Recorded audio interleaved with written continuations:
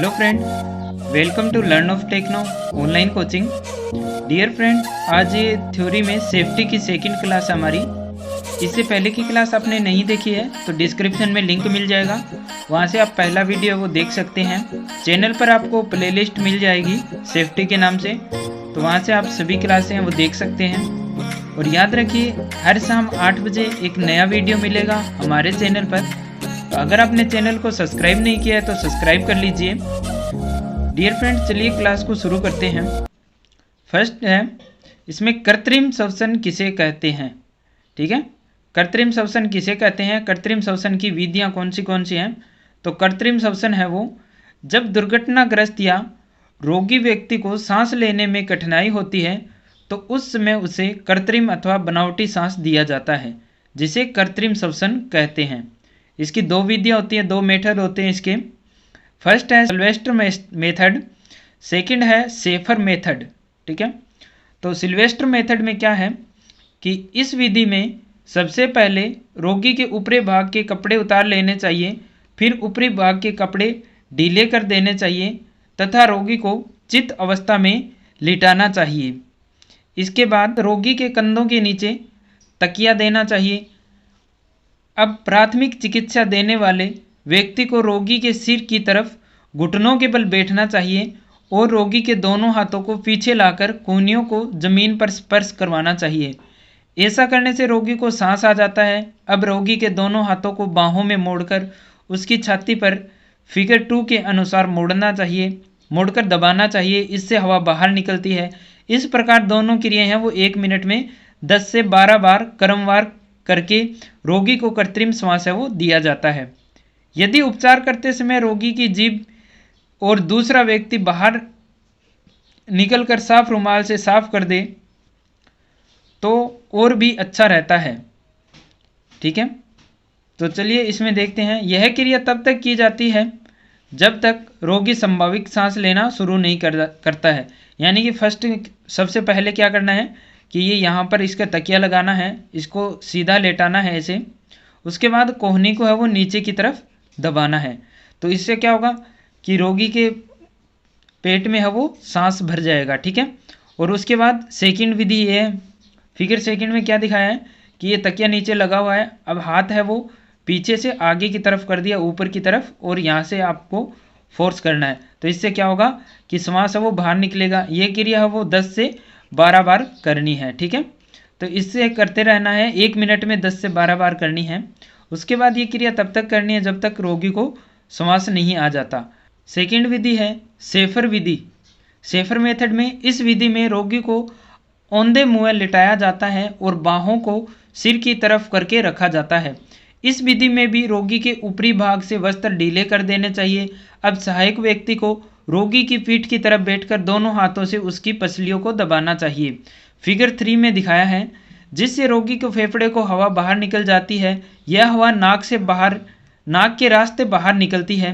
अब सहायक को फिगर 4 की भांति अपने होठों को पसलियों से हटाकर रोगी की पीठ पर दबाना चाहिए। जैसे दबाव पीठ पर से हटता है रोगी को सांस अंदर आता है। इस प्रकार ये दोनों क्रियाएं 1 मिनट में कितनी बार करनी चाहिए, 10 से 12 बार करनी चाहिए। तब तक करनी चाहिए जब तक कि स्वाभाविक सांस की शुरुआत न हो जाए। ठीक है, अब इसमें सिल्वेस्टर विधि सेफर विधि में क्या है, इसको औंधे मुंह लटाना है।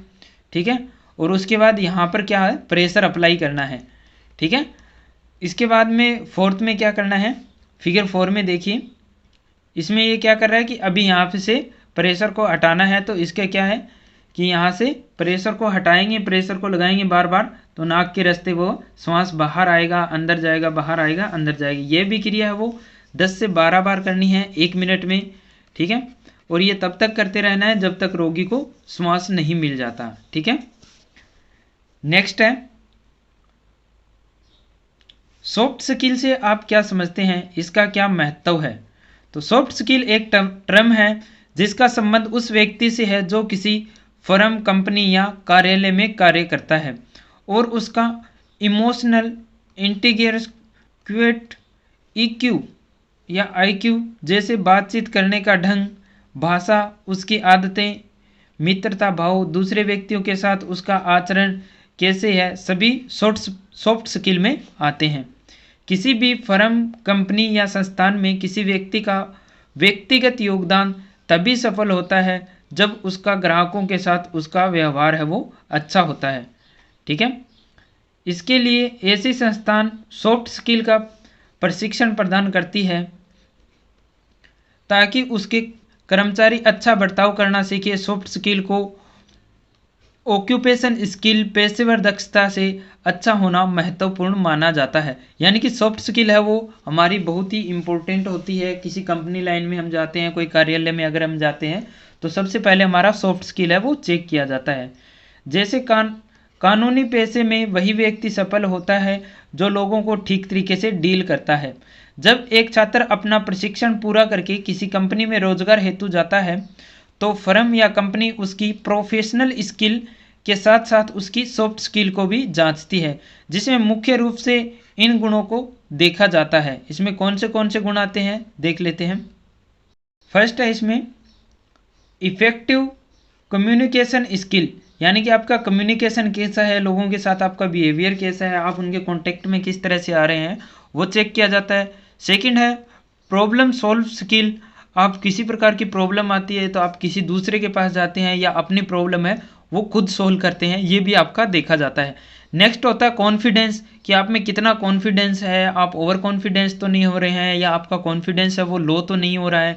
ये सब चीज़ें आपकी क्या है कंपनियों में देखी जाती है। और फ्लेक्सिबिलिटी, यानी कि आपका बिहेवियर है वो कैसा है, आपको गुस्सा जल्दी आता है या धीरे आता है, लेट आता है, गुस्सा नहीं आता है, ये क्या होता है फ्लेक्सिबिलिटी में आता है। ठीक है, नेक्स्ट है acting as a team player, यानी कि आप टीम प्लेयर की तरह काम कर रहे हैं कि नहीं, टीम में आप मिलकर रह रहे हैं कि नहीं, टीम में आपका जो बॉन्डिंग है वो कैसी है, ये सब आपका चेक किया जाता है। Accepting feedback and applying lessons, तो ये भी आपकी जो फीडबैक है वो कैसी मिलती है आपके सीनियर से, उसके ऊपर आपको आपका जो है वो सब कुछ देखा जाता है। क्रिएटिव थिंकिंग, कि आपकी थिंकिंग है वो कैसी है, आप उसमें कुछ क्रिएट करना चाहते हैं नहीं, आगे कुछ नया आप करना चाहते हैं कि नहीं, ये सब आपका देखा जाता है।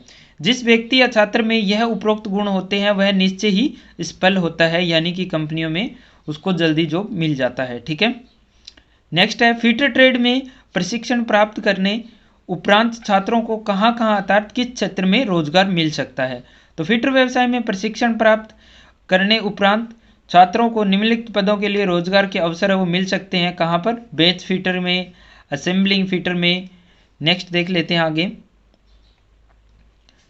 मेंटेनेंस फिटर है, डाई फिटर है, इन सब में आपका क्या है कि मिल जाता है जॉब वगैरह। डाई फिटर, गैस फिटर, लोक fitter, pipe fitter, locomotive fitter, aircraft structural fitter, steam fitter, industrial pipe fitter आदि में आपको है वो रोजगार के अवसर है वो मिलते रहते हैं। ठीक है, उपरोक्त वर्णित फिटर के विभिन्न पदों को विभिन्न क्षेत्रों में रोजगार उपलब्ध होता है। रेलवे में जहां फिटर का कार्य बहुत ही अधिक होता है, एयरक्राफ्ट उद्योग में, ऑटोमोबाइल उद्योग में, मेंटेनेंस फिटर का कार्य लगभग सभी उद्योगों में होता है जहां मशीनों की मुरम्मत का कार्य किया जाता है। यानी कि फिटर की जो ज़्यादातर है वो मेंटेनेंस के लिए रिक्वायरमेंट रहती है। हाइडल पावर प्रोजेक्ट में, चीनी उत्पाद के उद्योग में आदि में आपकी जो है रिक्वायरमेंट बनी रहती है। इसमें आगे है रिफाइनरी व तेल व गैस पाइपलाइनों को बिछाना, पब्लिक हेल्थ विभाग, विभिन्न वस्तुओं का उत्पादन करने वाले उद्योग है, पेपर उद्योग है, मर्चेंट उद्योग है, लॉक इंडस्ट्री है, फैब्रिकेशन उद्योग है, फर्नीचर में स्टील एवं एल्यूमिनियम उद्योग है आदि में। इसके अतिरिक्त भी फिटर व्यवसाय के छात्र सीएनसी मशीनों के बारे में लघु प्रशिक्षण प्राप्त करके उन्हें ही ऑपरेट करते हैं। उद्योगों में सबसे अधिक रोजगार फिटर व्यवसाय के छात्रों को मिलता है, क्योंकि फिटर है वो सारे कार्य वो आसानी से कर सकता है। ठीक है, नेक्स्ट है हमारा पीपीज। तो पीपीज है वो बहुत ही इम्पोर्टेंट होता है। हम कहीं भी वर्कशॉप में कार्य करते हैं, आईटीआई में कर रहे हैं, फॉलटेक कर रहे हैं, वहाँ हमारा वर्कशॉप रहता है, या हम घर पर भी कहीं कार्य कर रहे हैं, हम गाड़ी चला रहे हैं, तो वहाँ पे क्या है पीपी हमारे लिए बहुत ही ज़रूरी होता है। तो पीपी का जो पूरा नाम होता है वो होता है पर्सनल प्रोटेक्टिव इक्विपमेंट। आप इसको नोट कर लीजिए, बहुत ही इम्पोर्टेंट है पर्सनल प्रोटेक्टिव इक्विपमेंट। इसका अर्थ है ऐसी चीज़ें या वस्तुएं जो हमारी सुरक्षा करती है अर्थात सुरक्षा प्रदान करती है, जैसे कपड़े, हेलमेट, गॉगल्स, चमड़े के जूते, चमड़े के दस्ताने, एप्रन इत्यादि। ये क्या है, हमारी है वो सुरक्षा करती है। तो ये क्या होगा, जो जो हमारी सुरक्षा करते हैं वो फर्स्ट एड के अंदर आता है।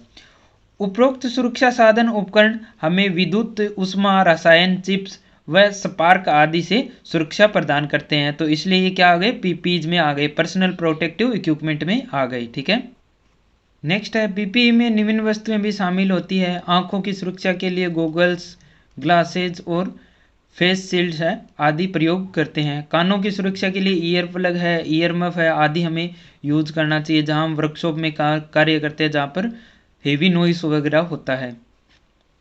सांस से संबंधी सुरक्षा के लिए, तो सांस से संबंधित सुरक्षा के लिए क्या करना चाहिए, फिल्टर रेसिपिरेटर यूज करना चाहिए, एयरलाइन रेसिपिरेटर है वो हमें यूज करना चाहिए। पैरों की सुरक्षा के लिए सेफ्टी शूज एंड बूट प्रयोग करना चाहिए। स्प्लिट और रबर गम बूट हमें प्रयोग करने चाहिए। ठीक है, सिर की सुरक्षा के लिए, तो सिर की सुरक्षा के लिए हेड हेड्स है या फिर हेलमेट आदि का प्रयोग करना चाहिए।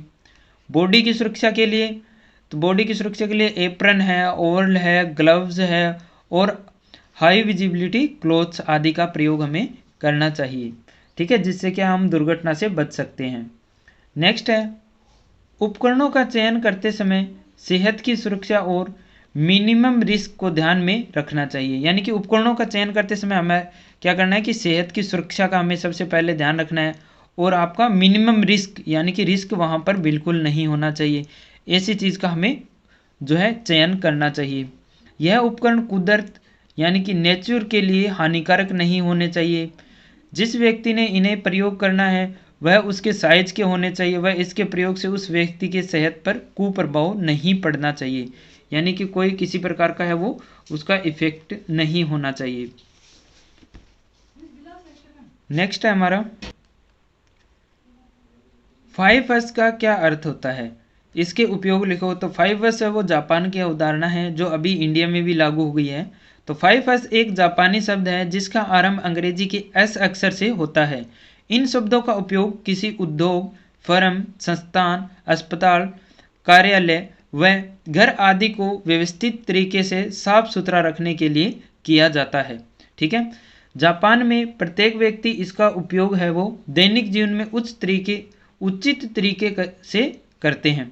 जापान में 5S का प्रयोग है वो ये जापानी नेम रहेगा इसका और ये इंडियन नेम रहेगा। तो आप इनको नोट कर लीजिए, 5S में से आपको मिल जाते हैं क्वेश्चन, 1 से 2 क्वेश्चन है वो आपको देखने के लिए मिल जाता है। ठीक है, तो जो जापानी में है वो पहले S का मतलब होता है सीरी, जो इंडिया में बोलते हैं शॉर्ट। दूसरा होता है सीटन, तो इसको बोलते हैं स्ट्रेंथ या स्ट्रीमलाइंस। ठीक है, थर्ड होता है शीशो को बोलते हैं साइन। फोर्थ होता है स्केत्सु और इसको बोलते हैं स्केत्सु को स्टैंडर्डाइज इंडिया में। ठीक है, और 5 और लास्ट है आखिरी है वो है सिरिस्के और इसको बोलते हैं सुस्टेन। तो उपरोक्त 5S को हम अपने दैनिक जीवन में इन पंक्तियों के अर्थ को सही समझकर उपयोग कर सकते हैं, जैसे कि सीरी, और सीरी का क्या मतलब होता है वो देख लेते हैं। सीरी में क्या क्या आते हैं, फालतू व अनावश्यक वस्तुओं को छांटें व उन्हें उचित विधि द्वारा हटा दें, यानी कि जो अनावश्यक वस्तुएं उनको अलग कर दें, जो यूज किए उनको अलग कर दें। नेक्स्ट है बाधाओं को दूर करने, कार्य को सरल तरीके से करने का रास्ता निकालें या खोजें। अनावश्यक वस्तुओं से बचें, अनावश्यक वस्तुओं के मिश्रण से बचें, यानी कि अनावश्यक और आवश्यक वस्तुओं के मिश्रण से बचना। नेक्स्ट आवश्यक वस्तुओं का मूल्यांकन करना। ठीक है, और सेकंड में आता है हमारा सीसो। तो सीजन में देख लेते हैं क्या क्या आता है।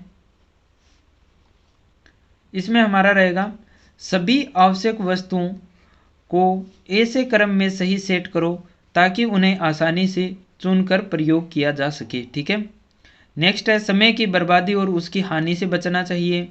सभी आवश्यक वस्तुओं को आसानी से ढूंढा जा सके ऐसा साधन अपनाएं, यानी कि जो भी कोई चीज़ है हमारे काम की तो वो हमें एक स्थान पर पड़ी मिल जाए जहाँ पर हम जाकर देखें तो वो सीधा हमें मिल जाए। पहले आओ पहले पाओ को सुनिश्चित करें, यानी कि जल्दी से जाएं और अपना जो सामान है जहाँ पर रखा हुआ है उसको लेकर जल्दी वापस आ जाएं, यानी कि हमें किसी प्रकार की कोई परेशानी ना हो। नेक्स्ट है इसमें काम में विस्तार को स्मूथ व आसान बनाना। और नेक्स्ट है सेट इन ऑर्डर का अनुवाद किया जा सके। सेट इन ऑर्डर का मतलब होता है कि तुरंत हमें कोई चीज़ के लिए बोला जाए तो हम जल्दी से करके उसको क्लियर कर दें। नेक्स्ट है सीसो। तो सीसो में क्या आती है, अपनी वर्कशॉप या कार्यालय को साफ करें। सफाई का प्रयोग है वो निरीक्षण हेतु करें। ठीक है, नेक्स्ट देख लेते हैं। नेक्स्ट है इसमें मशीनरी एवं उपकरणों को खराब होने से बचाएं। ठीक है, नेक्स्ट है कार्यस्थल को साफ व सुरक्षित रखें। इसका अर्थ झाड़ू की तरह सफाई से लें। ठीक है, यानी कि हमें साफ सफाई है वो रखनी चाहिए, मशीनों और उपकरणों को खराब नहीं होना चाहिए, करने चाहिए। हमें वर्कशॉप और मशीनों की अच्छी से साफ सफाई रखनी चाहिए। अब है स्केत्सु। तो स्केत्सु में क्या है, घर व कार्यस्थल को साफ सफाई का निश्चित स्तर बनाए रखें। ठीक है, प्रत्येक वस्तु को उसके स्तर के अनुसार क्रम में रखें, यानी कि अलग अलग है वो सही जचा कर रखना चाहिए उनको, ताकि हमें जो भी कोई चीज़ चाहिए वो हम उसी स्थान से ले सकें। नेक्स्ट है वस्तुओं को साफ सुथरा व सही क्रम में रखें। ठीक है, उनको साफ सुथरा भी रखना चाहिए। और नेक्स्ट और लास्ट है वो है शित्सुके, यानी कि सुस्टेन। तो इसमें क्या आता है, मशीनरी व उपकरणों को चालू हालत या वर्किंग ऑर्डर में रखें, यानी कि सही चलने वाले होने चाहिए, जब भी हमें आवश्यकता हो वो चल सके। और इसका अर्थ है स्वयं अनुशासन, यानी कि सेल्फ डिसिप्लिन होना चाहिए। तो ये 5 से ये सारे कार्य हो जाते हैं जिससे हमें कोई भी काम करने में परेशानी नहीं आती है। ठीक है, नेक्स्ट है आपातकाल में पावर असफलता। पावर फेलियर के समय हमें क्या करना चाहिए। जब आपातकाल के टाइम, इमरजेंसी के टाइम पावर फेलियर हो जाए तो हमें क्या करना चाहिए। तो आपातकाल में पावर सप्लाई के असफल होने में निम्नलिखित बातों का विशेष ध्यान हमें देना चाहिए, जिसमें फर्स्ट है पावर सप्लाई के चले जाने पर हमें सभी स्विच है वो ऑफ कर देने चाहिए। ठीक है, ताकि हमारी पावर है वो लॉस ना हो जब भी पावर ऑन हो।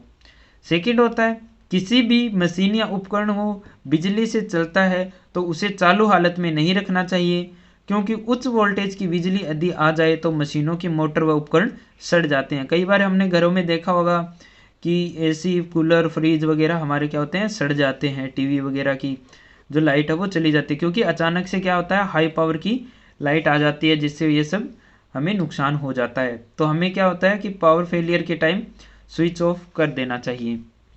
नेक्स्ट है बिजली चले जाने पर अफरा तफरी न मचाएं। यदि कार्यस्थल पर अंधेरा हो जाए तो अन्य रोशनी का प्रबंध करना चाहिए। सप्लाई चले जाने पर बाहर निकलने के लिए एलिवेटर का प्रयोग न करें। बाहर निकलने के लिए सीढ़ियाँ या स्ट्रीट्स का ही प्रयोग करें, एलिवेटर यानी कि लिफ्ट का प्रयोग नहीं करना चाहिए। ठीक है, बिजली चले जाने पर कंप्यूटर आदि उपकरणों को चालू हालत में नहीं छोड़ना चाहिए। पावर सप्लाई असफल होने पर जनरेटर सेट का प्रबंध होना चाहिए ताकि आपात स्थिति से निपटा जा सके। ठीक है, तो ये सब चीज़ें क्या है हमारे पास अवेलेबल होनी चाहिए, इनका हमें ध्यान में रखना चाहिए। आज की वीडियो में बस इतना ही। अगर वीडियो आपको अच्छा लगता है तो ज़्यादा से ज़्यादा शेयर कीजिए।